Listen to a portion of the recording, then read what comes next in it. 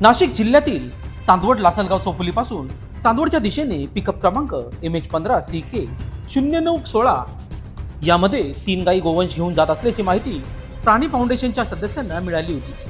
त्यांनी तत्काळ त्या पिकअप गाडीचा पाठलाग करत पहाटेच्या दरम्यान चांदवड येथील 17 बंगल्याच्या मागे पळून जात असताना ही पिकअप गाडी पकडली आहे. त्यामध्ये 3 गोवंश निर्दयपणे तोंड बांधून कोंबून वाहतूक करण्याचा परवाना नसताना बेकायदेशीररित्या वाहतूक करताना मिळून आले. गोवंश व गाडीसह 2,03,000 असा मुद्देमाल जप्त करण्यात आला आहे.